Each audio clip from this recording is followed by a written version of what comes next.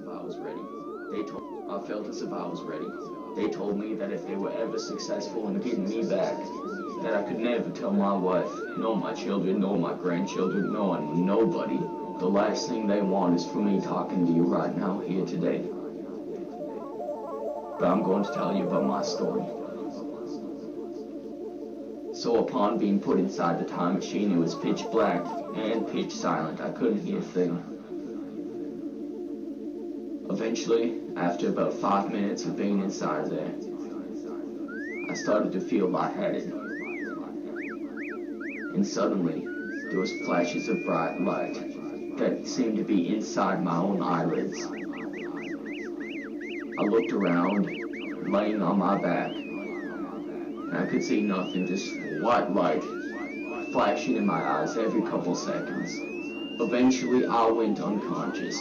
It was sort of like a fading out. My consciousness sort of faded out, and then I woke up. I was lying on a hospital bed. I thought something had gone wrong with the experiment, and I was still in the year 1981.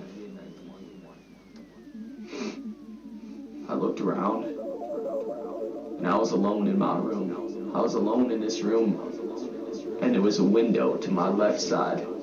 To the left side of the hospital bed, there was a window, and there were drapes on that window, so I couldn't see out it, but I knew it was daytime because there was light peeking in.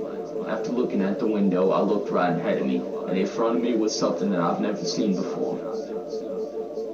It was a glass screen. It looked as if it was a piece of glass, hovering a couple of inches in front of the wall.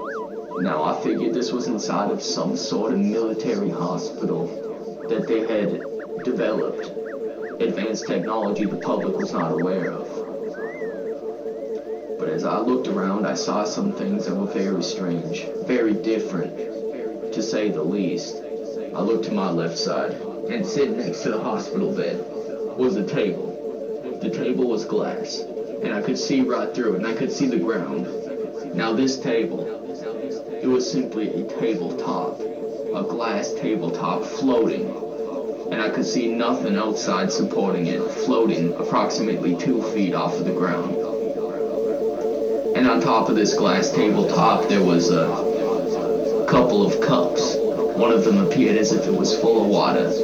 Now, this wasn't any sort of advanced technology that we had in our present year of 1981. Eventually, a nurse walked into the room I was staying in. It was the first person I've seen after this incident. And she began to explain everything to me. She said I was found on the side of the road, unconscious. She thought I had gotten in some sort of car accident or something, and I told her about my story.